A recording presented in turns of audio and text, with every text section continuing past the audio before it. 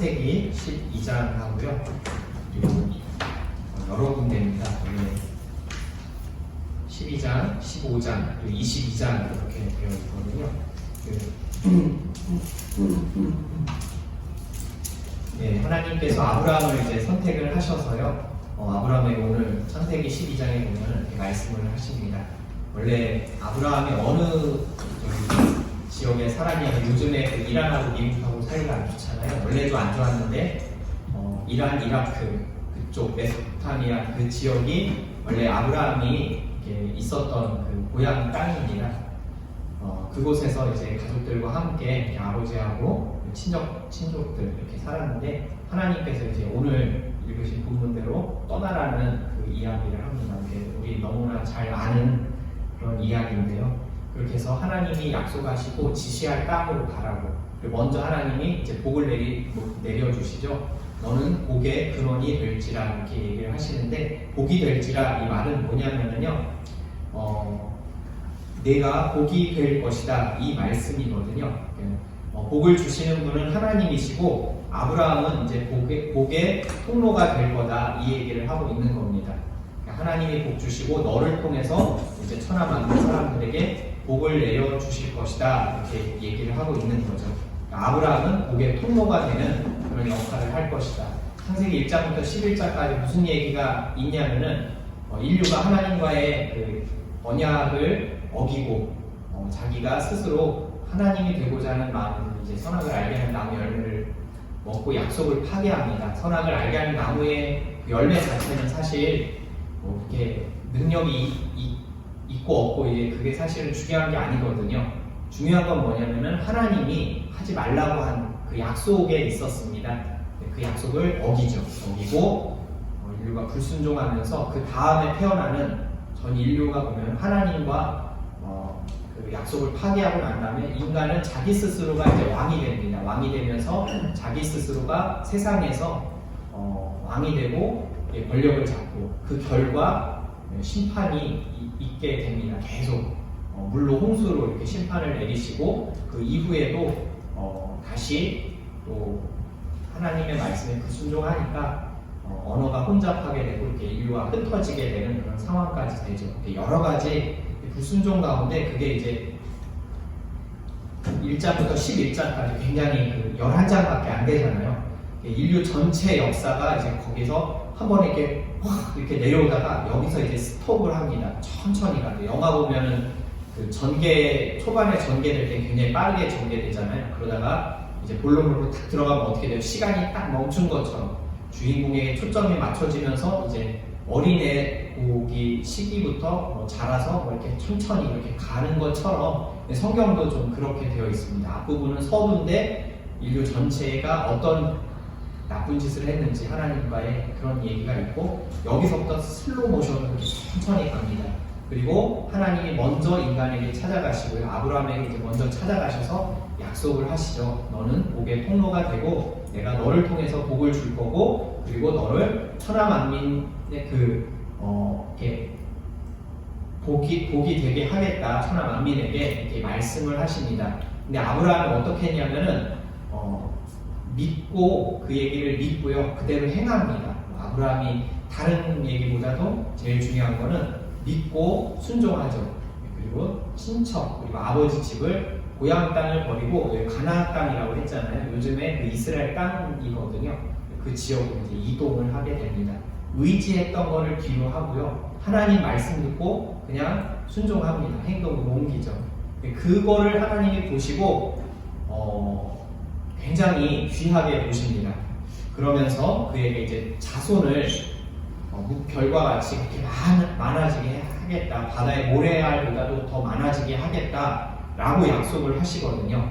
그러면서 아브라함이 의지하면서 살았던 그런 것들 75세에 고향 땅을 떠났는데 다 버리고 떠난 거거든요. 물론 가족들하고 같이 가고 양 떼나 이런 거 재산을 가지고 가긴 했지만은 의지했던 거를 다 뒤로 버리고 하나님 말씀 붙잡고 이렇게 떠나게 됩니다. 그랬을 때 하나님이 약속하신 부분들 복을 내리겠다, 자손이 많아지게 해주겠다 이랬는데 75세인데 99세까지 자식이 없죠. 그리고 생각하기를 내 아내 사라는 아기를 못 낳으니까 다른 하갈이라고 하는 그 여종을 통해서나 아니면은 그 집에서 길리운 그 종이 나의 그 후계자가 될 거다라는 생각을 가지고 있거든요. 75세부터 99세까지 하나님이 아브라함의 그 생애 가운데 한 10번 정도 나타나세요. 성경에 보면 많이 나타난 것 같지만 사실은 별로 안 나타났습니다. 75세부터 100세까지 만약에 하고 120년 뭐 하여튼 그 뒤로 이렇게 보면은 많이 안 나타났어요. 10번 나타났는데 약속을 그때마다 하십니다. 근데 새로운 약속을 하신 게 아니고요. 너를 통해서 복을 주고 천하 만민이 복을 받고 너는 복의 통로가 되는데 땅도 주고 씨도 주겠다, 자손을 주겠다. 그 얘기 계속 반복하는 거예요. 언제? 아브라함이 믿음이 흔들릴 때마다 여러 가지 일들을 겪으면서 이렇게 막 흔들릴 때가 많았거든요. 생각해보세요. 자녀를 기다리는데 그것도 하나님이 자녀를 주시겠다고 했는데 자녀가 없는 거예요. 75세도 할아버지잖아요. 99세까지 그러니까 아기를 못 낳으니까 이제 나중엔 다 포기한 거였는데 하나님이 그럴 때마다 상심했던 이 아브라함에게 나타나셔서 자녀를 주겠다라고 약속을 하십니다. 그때 아브라함이 뭘 했냐면은 믿었습니다. 하나님이 그 별을 보여주면서도 얘기를 하시고 환상 가운데 이야기를 하실 때 아브라함이 예, 그 사실을 편집해주세요. 예, 아니 지금 몸이 계속 안 추워가지고 예. 그때마다 나타나셔서 낙심한 아브라함에게 소망을 주십니다. 자식이 없고 상속자가 없을 때 자식을 주겠다고, 내가 너의 큰 상급이고 내가 너의 보상이다 이렇게 말씀을 하십니다. 예. 그때마다 아브라함이 뭘 했냐면 믿었어요. 그냥 믿은 거예요. 하나님이 약속하신 거를. 자녀가 없는데 낙심한 그 상황 가운데 믿었습니다. 소망을 주실 때마다 그 말씀을 붙잡고 그거를 그대로 믿고 지나갔습니다. 그랬을 때 하나님 그에게 뭐라고 말씀하셨냐면은 너가 믿은 그 사실을 의로 여기겠다라고 이야기를 해주셨어요. 창세기 15장에 보면은 6절에 보면은 하나님이 아브라함이 믿은 그 사실을 의로 여겨주셨다라고 이렇게 성경에서 기록을 하고 있습니다. 누가 그랬냐면 하나님이 그렇게 해주신 거예요. 약속을 믿은 거 그거 자체 물론 대단하죠. 근데 그것을 하나님이 의로 여겨주셨다라고 말씀을 하셨고요. 15절에 보면은 너는 장수하다가 평안히 조상에게로 돌아가 장사될 것이라고 또 이야기를 합니다. 그거를 또 다른 번역으로 이렇게 자세하게 설명하신 보니까 이렇게 얘기를 하시더라고요. 그리고 너는 네 조상들에게 평안하게 갈 것이다. 너는 아름다운 노년에 장사될 것이다. 이렇게 얘기를 하고 있습니다. 아름다운 노년이라고 했습니다. 하나님의 약속을 믿었던 아브라함에게 여러 복을 주시고 그리고 축복을 주신다고 하고 또 말씀하신 게 아름다운 노년을 보내다가 죽고 이제 장사될 것이다. 이렇게 얘기를 하고 있습니다. 하나님의 말씀을 의지한 사람에게요, 아름다운 노년을 이렇게 경험하게 해주시겠다 말씀하신 건데, 아브라함만 그런 게 아니고 성경에 있는 인물들이 보면은 이렇게 막 낙심하고 좌절했을 때 하나님이 우리가 생각할 때는 이렇게 짠 하고 나타나서 이렇게 막 알려주신 것 같잖아요. 그게 아니라 하나님이 그럴 때마다 무엇으로 하셨냐면 이제 말씀으로 위로해 주시고 구약 성경에서는 꿈에 아니면 환상 가운데 나타나셔서, 왜냐면 그때는 이 성경 말씀이 없었을 때니까 직접 나타나셔서 아니면 환상 가운데 이렇게 이야기를 해주셨습니다. 그 얘기를 듣고 믿었거든요. 네, 인생을 험하게 살던 그 사람들도 나중에는 그 약속을 믿고 의지했을 때 결국에는 이렇게 아름다운 노년을 하나님이 보내게 해주셨어요. 그 약속을 하셨고요. 또 아브라함이 이 소망을 갖고 결국에는 99세에 약속을 하시고 하나님이 100세에 그에게 외동 아들을 주셨습니다. 그 사라를 통해서 자녀를 낳을 것이다 했는데 진짜 그 90세 할머니를 통해서 하나님이 한 번도 아기를 낳은 적이 없는 그 90세 불임의 여성인 할머니 사라를 통해서 하나님 아브라함 100세 때 자녀를 주시거든요. 그렇게 해서 아기를 낳습니다. 다른 여종을 통해서 낳았던 집에서 있었던 사랑하는 조카 롯도 아니고요. 집에서 길리웠던 그 종도 아니라 진짜 약속하셨듯이 100세에 하나님이 아들을 낳게 해주셨고 그 아들을 통해서 하나님이 후사를 이어가게 해주셨습니다. 75세 때 약속하시고 이제 100세 때에 진짜 그 약속을 하나님이 이루신 거죠. 뭐 그런 얘기 별거 아닌데 성경 교회 다니면서 많이 들었는데 별거 아닌 게 아니라 의미가 있는 겁니다. 낙심하고 좌절하는 가운데 하나님이 그 25년이라고 하는 그 시간을 기다리게 하신 데는 이유가 있거든요. 한 10년쯤 있다가 아기를 주실 수도 있잖아요.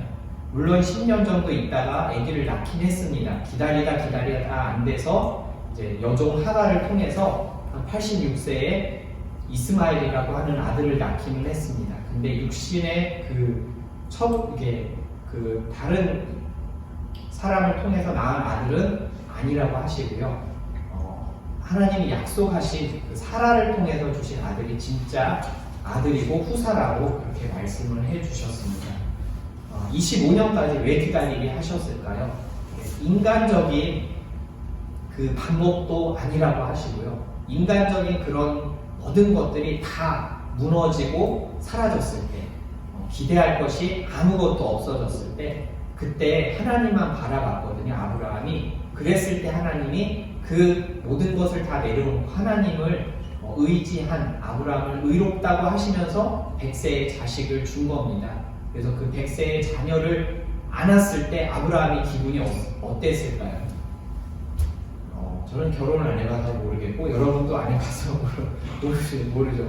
저는 사실 강아지를 좋아해서 강아지만 봐도 이렇게 꼬물꼬물 귀엽잖아요. 근데 100세의 할아버지가 자녀를 낳아가지고 자기 진짜 아들, 손주의 손주도 아니고 아들을 안았을 때 그 마음이 어땠을까요?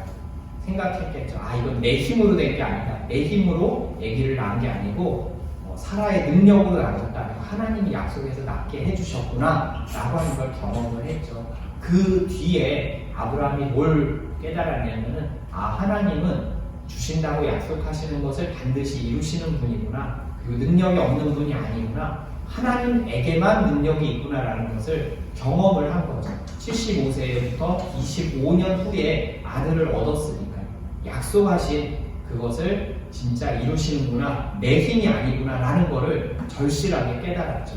창세기 22장에 가면은 그 아브라함이 그 100세에 얻은 아들을 하나님이 모리아 땅의 어느 한 산에 가서 바치라고 합니다. 제물로 바치래요, 하나님께. 그랬을 때 아브라함이 종과 함께 그 이삭을 데리고 가서 진짜 그 산에 올라가서 제물로 바치려고 합니다.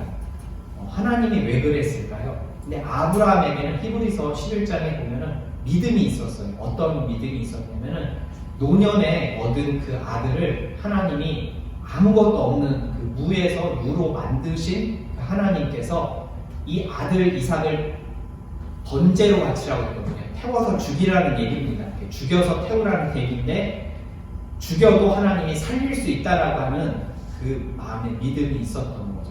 그래서 아브라함이 22장 5절에 가면 이런 얘기를 합니다. 종들에게 너희들은 여기 있고 나와 우리 아들이 가가지고 우리가 함께 하나님께 예배드리고 우리가 함께 돌아오겠다 이 얘기를 합니다. 번제로 바치라고 했을 때 아기가 아니죠. 장성했겠죠. 그 이삭을 데리고 가면서 그 산에 올라가기 직전에 종들에게 그 얘기를 하는 거예요. 우리가 같이 예배하고 가서 이삭과 아브라함이 같이 가서 예배하고 같이 내려올 거다. 이 얘기를 하거든요. 그리고 하나님께 올라가서 진짜 그렇게 하려고 합니다.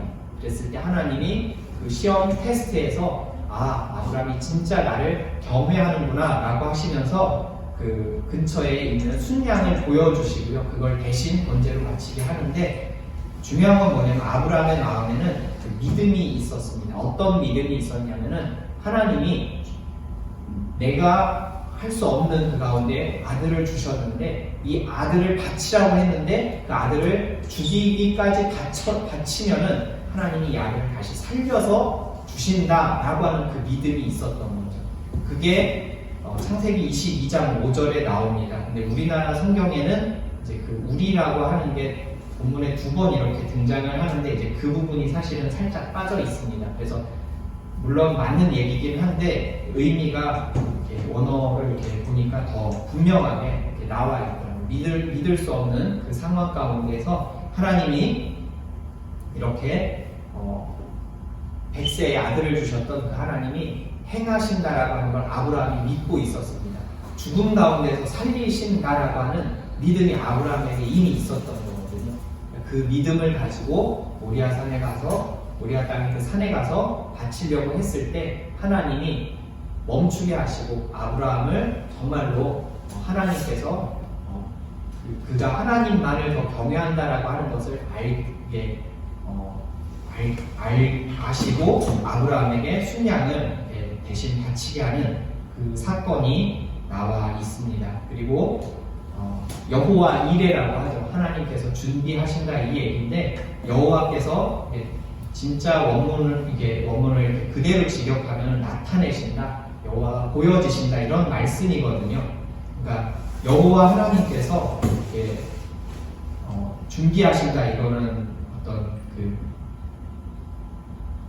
그 해석에 가깝고 사실은 보여주신다, 알려주신다, 드러내신다 이제 그런 말씀인데 먼 미래 예수 그리스도를 예수님 하나님께서 그 창세기 22장에 그 아들 이삭을 바치는 아브라함의 그 사건을 통해서 미리 보여주고 있는 거거든요.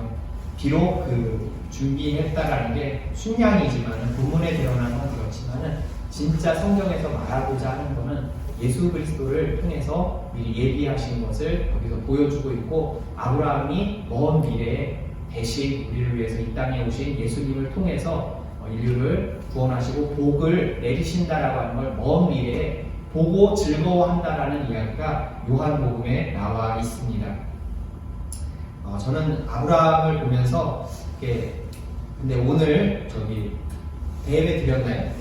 믿음에 대해서 설교하셨는데 안 드렸죠.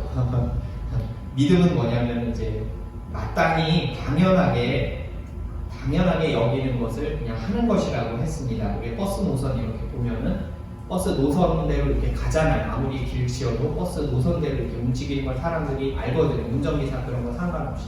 왜냐? 당연하게 여깁니다. 당연하게 여기는데 왜 당연하게 여기냐면 그렇게 되는 게 당연한 거니까. 이상한 게 아니라 노선대로 움직이는 게 당연하니까. 그대로 할 거라는 걸 아는 거죠. 마찬가지로 믿음이라는 거는 하나님이 당연하게 하실 것을 알고 그리고 대가를 주시든지 안 주시든지 상관없이 그냥 하나님이 하실 걸 믿고 그대로 믿는 것 그리고 그대로 순종하는 것이 믿음이라고 이렇게 이야기를 하고 있습니다. 아브라함을 통해서 우리가 구해야 되는 것은 이 2020년도 이제 새해가 계속 시작이 되고 이게 쭉 가는데요. 구해야 되는 건 다른 게 아니라 아브라함이 하나님을 믿고 하나님을 의지하면서 그렇게 살았던 것처럼 우리들에게도 믿음을 달라고 해야 되는데 어떤 믿음을 구해야 되냐면 아브라함의 이 믿음을 구해야 됩니다. 말할 수 없는 중에 하나님이 주신 것을 경험하고 또 그 사건을 통해서 내가 나에게 하나님이 놀라운 일을 하실 것을 비록 지금 상황은 이루어진 것이 없더라도 그것을 믿고 그렇게 나가면은 하나님께서 그 믿음 그 자체를 보시고 우리를 의롭다고 하십니다. 그러니까 우리는 그 아브라함의 믿음을 구하면서 이 한 해를 살았으면은 정말로 좋겠고 그것을 구하는 저와 여러분들이 되었으면 좋겠습니다. 잠깐 기도할게요. 하나님 아버지 아브라함의 그 삶 가운데 하나님 아버지 창세기 12장, 15장, 22장 내용을 잠시 살펴보았습니다. 하나님 아버지 아브라함이 어떤 믿음을 가졌는지 하나님 바랄 수 없는 중에 이루시는 것을 경험하면서 그의 마음에 믿음이 굳건해지는 것을 저희가 배우게 되었습니다. 하나님 아버지 그리고 나중에는 죽은 자를 살리는 것까지 그 믿는 믿음까지 간 것을 창세기 22장에서 살펴보았는데 우리 청년부 이 지체들 가운데에도 하나님 아버지 그런 아브라함의 굳건한 믿음을 주시고 이 2020년도 아브라함의 믿음을 주셔서 하나님을 믿고 아버지 우리 당장에 보이는 현실이나 이런 것들은 아버지 하나님 정말 암담하기도 하고 답답하고 그런 상황들도 있습니다. 나 자신을 볼 때는 하나님 힘들고 어려운 일들이 많은데 하나님 우리가 우리 자신을 바라보는 것이 아니라 우리 자신의 그런 상황 환경들을 내려놓고 하나님만을 바라볼 수 있도록 하나님 도와주시옵소서. 그래서 하나님 아버지 아브라함의 그런 믿음을 주시고 하나님으로 인해서 기뻐하는 우리 청년부 지체들 다 되게 해주시옵소서. 감사드리며 예수님의 이름으로 기도합니다.